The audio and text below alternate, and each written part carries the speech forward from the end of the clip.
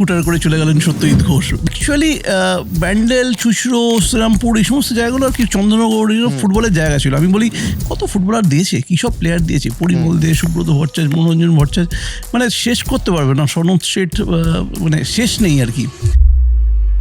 Football বিশ্বকাপ cover করতে যাওয়া ব্রাজিলে, ব্রাজিল অসাধারণ, মানে ব্রাজিলের কোনো তুলনা হয় না। বেসিক্যালি ফুটবলে বাঁচি, মানে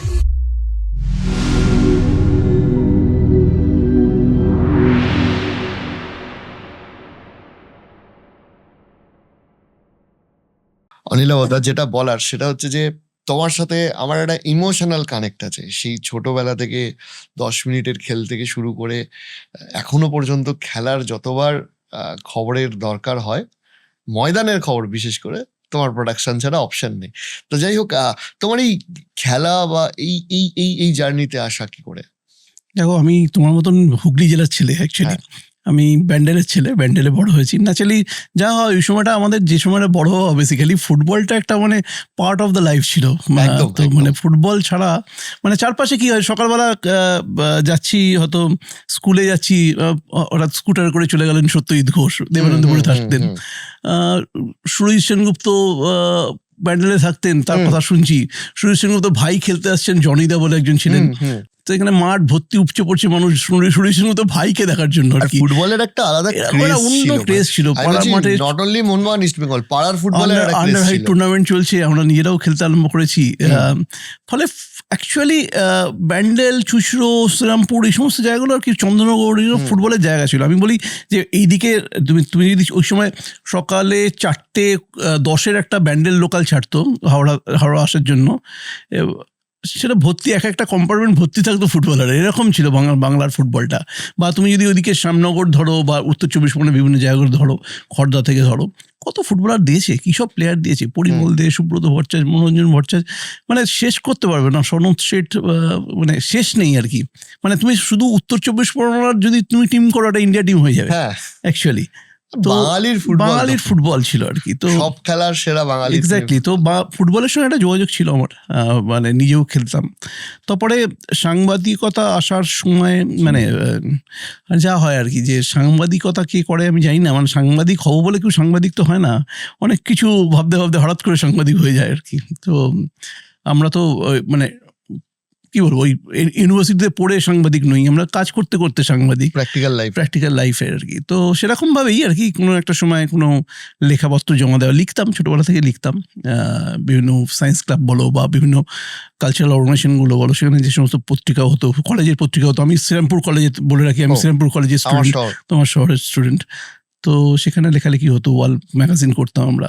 তো সেখান থেকে লেখালেখির পর্বটা ছিল, মনে হলো যে সাংবাদিকতা করা যেতে পারে। আমি তখন ফ্রিল্যান্স করতাম, তখন সাপ্তাহিক বর্তমানে লিখতাম। ওভারল্যান্ড বলে একটা ম্যাগাজিন ছিল, ওখানে স্পোর্টসের পাতায় লিখতাম। পরবর্তীকালে একটা সময়ের সংবাদ প্রতিদিন তখন শুরু হয়েছে, সেখানে লিখছিলাম। পরবর্তীকালে আমার অনার্স শেষ হওয়ার পর তখন আমি আজকালে ফ্রিল্যান্স করা শুরু করি। তখন সেবারেও বিশ্বকাপ, এরকম এই সামনেই বিশ্বকাপ, সেবারেও অ্যাকচুয়ালি আমেরিকাতে বিশ্বকাপ 94। তখন আজকালে তখন কিছু ট্রেনিং জার্নালিস্ট চাই আর কি, মানে একটু ডেস্কের কাজের জন্য, সান্ধ্য আজকালের জন্য। তো আমি গিয়ে একজন নিয়ে গেলেন সরোজা, সান্ধ্য পত্রিকা বেরোতো তখন বিকেলের প্রতিদিন ওইদিকে সান্ধ্য আজকাল। তো সরোজা নিয়ে গেছিলেন, আনন্দবাজার মধ্যে একটাই এডিশন বেরোতো, আনন্দবাজার বেরোতো না, আনন্দবাজার সকালেই বেরোতো। সান্ধ্য আজকালটা কলকাতা শহরতলিতে খুব ফেমাস ছিল। যখন হাওড়া থেকে ফিরতাম আমরা ধরো ব্যান্ডেলে, তখন বা নস্টালজিক হয়ে যাচ্ছি এগুলো ভাবলে। তো ওই সাবওয়ের নিচে সব বসে থাকতো, মনে আছে ভেন্ডারটা। তো যাই হোক, সেখান থেকেই আর কি সাংবাদিকতা আসা। আজকালে গিয়ে পরীক্ষা দিলাম, কিছু কপি দিল সার্ভিং করার জন্য, সেগুলো মনে হলো ওদের বোধহয় ভালো লাগলো, বললো লেখো। এবারে খেলা পত্রিকায় এবং আজকালে ফ্রিল্যান্স শুরু হলো। তখন আমাদের সিস্টেম ছিল হচ্ছে ওই একটা কপি লিখলে একটা ছোটো, মানে ওই আজকালের ডোরিকটা খুব, তোমার মনে আছে কিনা, ছোটো ছোটো কপিগুলো ছিল না, ডোরিক খুব পপুলার ছিল।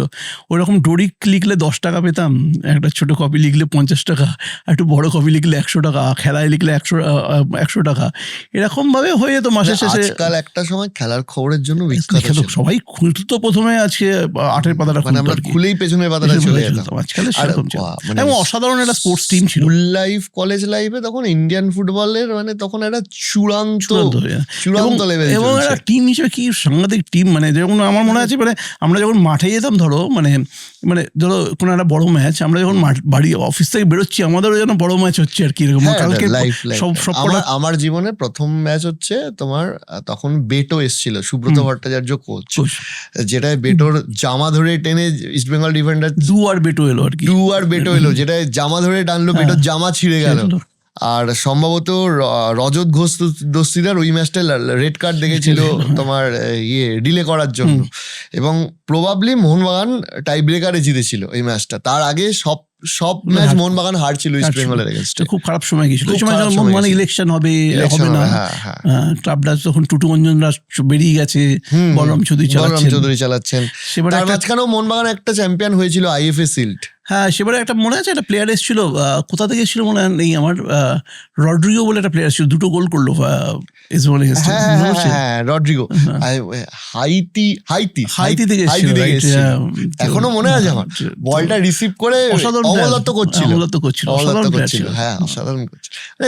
ওটা একটা এরা ছিল, অ্যাকচুয়ালি নস্টালজিয়া এবং এরা ছিল অ্যাকচুয়ালি। এখন ব্যাপারটা অন্যরকম মিস করি সেটা খুব।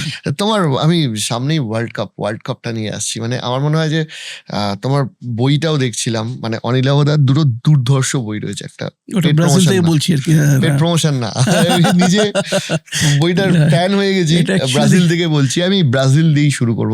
পেট প্রমোশন না, এটা ইমোশনাল প্রমোশন, মানে ফুটবল বিশ্বকাপ কভার করতে যাওয়া ব্রাজিলে, বনাম ফুটবল বিশ্বকাপ কভার করতে যাওয়া অন্যান্য দেশে, মানে এই একটা ফুটবলিং নেশন আর বাকি যেগুলো কর্পোরেট নেশন কিন্তু ওয়ার্ল্ড কাপ হচ্ছে, ফারাকটা কিরকম পড়লো তোমার চোখে?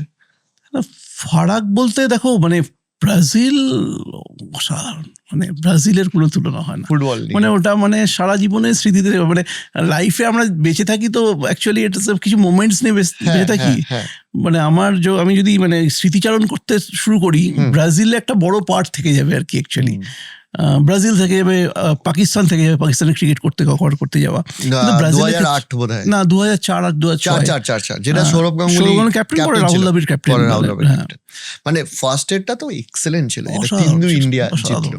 ইনজামুল হকের পরপর ইনিংস ছিল। যে ব্রাজিল থেকে সরে যাচ্ছে, ওটা পরে আসছি আবার। ব্রাজিলে বেসিক্যালি কি হয়, ব্রাজিলে ওই মানে একটা কথা আছে না, যে আমেরিকান আর্মিতে একটা কথা আছে যে তুমি যদি কোনো গতিশীল বস্তুকে দেখো স্যালুট করো, সেটা যদি মানে ছোট হয় পা দিয়ে সরিয়ে দাও, হ্যাঁ, আর বড় হলে রং করে দাও। আর মানে পেলে বলেছিলেন আমাদের দেশে হচ্ছে যে কোনো গতিশীল বস্তু হলে শর্ট মারো, ফুটবল খেলো, আরো ছোট যদি হয় সেটাকে নিয়ে ফুটবল খেলো, বড় হলে সেটাকে ছোট করে নিয়ে ফুটবল খেলো, মানে এইরকম একটা দেশ আর কি। হ্যাঁ, সেখানকার সব কিছুই মানে আমি বলছি যে ধরো আমি কথা বলছি, রিওতে 4টে ফুটবল ক্লাব আছে, ফ্লুমিনেস, ভাস্কো, ফ্ল্যামিঙ্গো, বোটাফোগো, এই 4টে ক্লিয়ারে।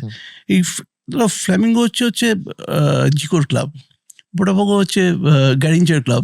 এই দুটো তুমি ওইখানে গিয়ে দেখবে, মেট্রোতে উঠলে দেখবে দুটো নামের স্টেশন, দুটো ক্লাবের নামে দুটো স্টেশন রয়েছে মেট্রোর, ঠিক আছে।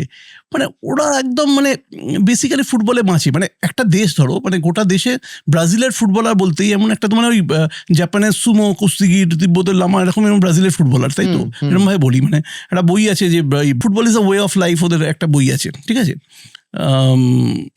সেখানে বলছে যে মানে কোন দেশে না মানে ফুটবলার ওদেরকে পেয়েছে, হ্যাঁ, ফিজি আইল্যান্ড, সেখানে গিয়ে ফুটবলার পাওয়া যাচ্ছে। মানে বলছে মাছ ধরে আর ফুটবল খেলে। কারণ কি হচ্ছে, মানে একটা দেশের হচ্ছে যে ধরো একটা আমি গেছিলাম ধরো, আমি অনেকগুলো জায়গায় গেছিলাম ব্রাজিলে, আমি পুরো ঘুরে বেরিয়েছি আর কি, মানে নর্থ সাউথ ব্রাজিলটা আমি ঘুরে বেরিয়েছি। মানে বিশ্বকাপের আগে প্রায় 7 আগে চলে গেছিলাম। তোমার তো অলরেডি কানেকশন ছিলই। হ্যাঁ, এবারে তো ফুটবলাররাও ছিল ওখানে, কিছু ব্যারেটো আছে, ডগলাস ছিল, ছিল, যাই হোক। মানে কিন্তু আমি প্রথমবার গেলাম হচ্ছে, প্রথমেই চলে যাই হচ্ছে স্যান্টোসে।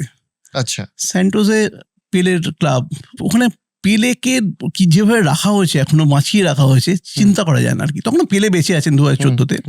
পেলেতে ওর ওখানে যে ক্লাবটা, সেখানে ওই যে ওদের যে প্র্যাকটিস এরিয়াটা, ওই প্র্যাকটিস এরিয়াটা পেলের নামে, এবং চারিদিকে পেলের ছবি টবি দিয়ে প্র্যাকটিস এরিয়াটা তৈরি হয়, 4টে মাঠ, সেখানে হচ্ছে তো স্যান্ড ট্র্যাক রয়েছে, আমি সেখানে তোমার থেকে রয়েছে- কিছু ছবি চেয়ে নেবো যদি হ্যাঁ হ্যাঁ থাকে। হ্যাঁ এগুলোতে absolutely, গ্রাফিক্স সবই আছে, সবগুলো রয়েছে।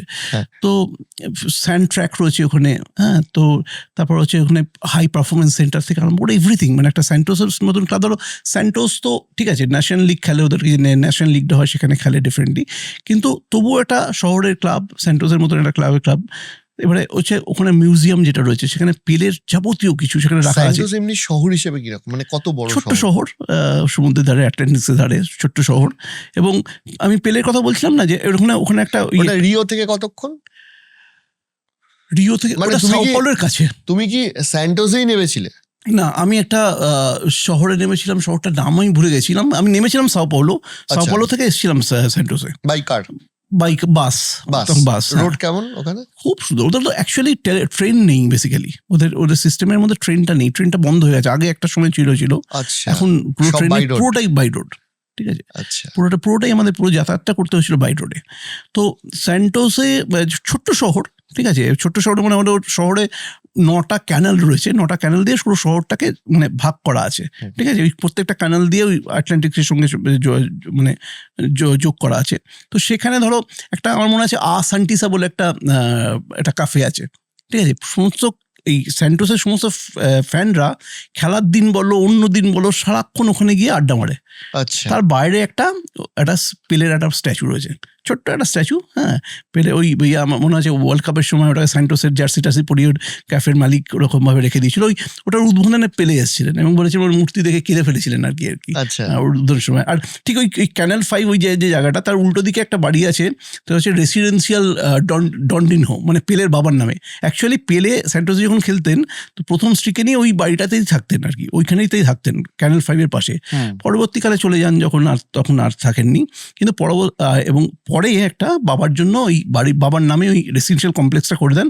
এবং ডন্ডিনো এবং ওনার স্ত্রী আর কি, ডোনা মানে পেলের মা, ওরা দুইজন কিন্তু ওখানেই থেকেছেন সারা জীবন, মানে তার মৃত্যুর আগের অবধি ওই বাড়িতেই থেকেছেন। তো ওই জায়গাটা খুব জমজমাট জায়গা ফর স্যান্টোসা, মানে স্যান্টোসের যে সমস্ত ফ্যানদের জন্য। সারাক্ষণ স্যান্টোসের বিভিন্ন খেলা চলছে, খাওয়া দাওয়া চলছে, গান চলছে, যারা আসছে ফ্যান জার্সি পরে আসছে, হ্যাঁ অ্যাবসলিউটলি। মানে ধরো একটা ক্লাবের ক্ষেত্রে বলছি। এবং যদি তুমি এমনি দেখো যে ধরো ওখানকার যে কোপাকাবানা বিচ থেকে আমরা বিশ্বকাপের সময়, সেটা অন্য একটা চেহারা, মানে অন্যরকম একটা চেহারা।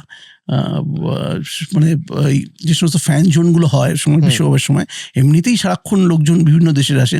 ব্রাজিলের সময় ওনার মানে হলুদ সমুদ্র আর কি, মানে পুরোটাই, মানে এত মানুষ প্রত্যেকদিন খেলা দেখতে পাচ্ছে না হয়তো স্টেডিয়ামে গিয়ে, কিন্তু ওই যে সারা মানে খেলা মানেই হচ্ছে তারা চলে যাচ্ছে ফ্যান জোনে গিয়ে, সবাই একসঙ্গে খেলা দেখছে, নাচছে গাইছে বিভিন্ন, আর ওরা সাংঘাতিকভাবে লাইফ এনজয় করে।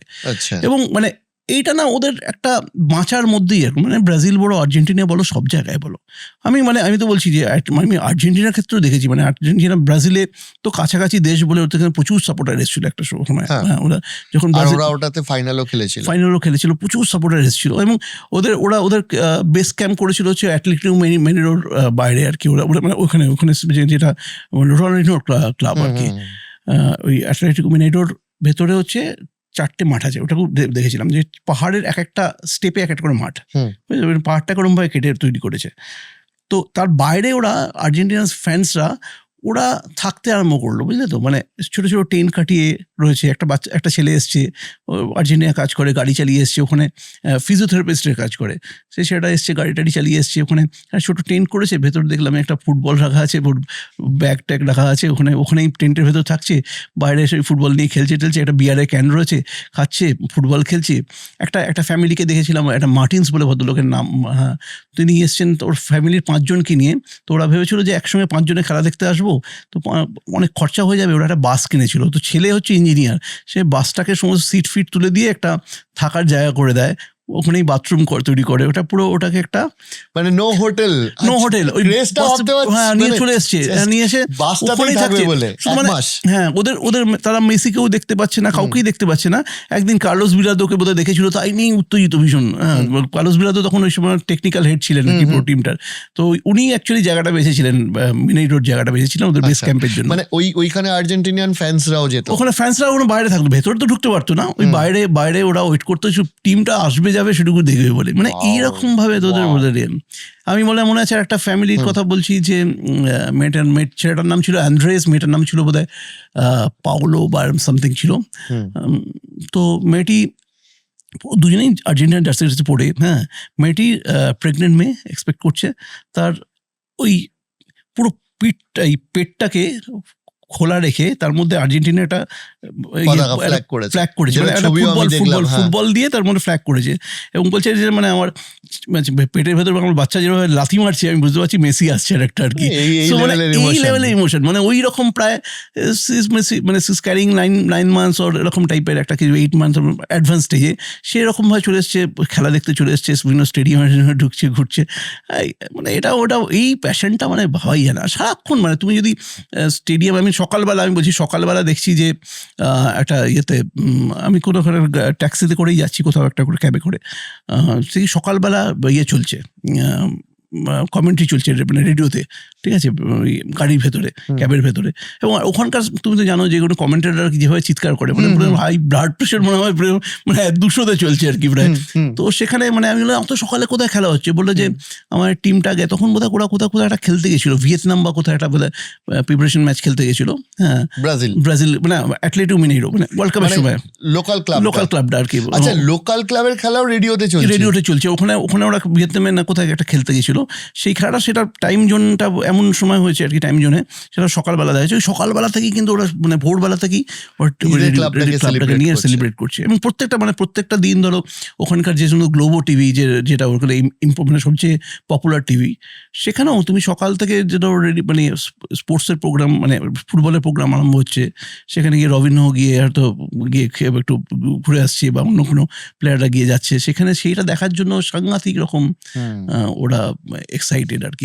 প্রত্যেকটা দোকানে ওই প্রোগ্রাম শুধু সারাক্ষণ ওয়ার্ল্ড কাপ মানে একটা দেশে মানে ফুটবল জিতলে মানে সরকার থাকে, ফুটবল হেরে গেলে মানে সরকার চলে যায়, বুঝতে পারছো।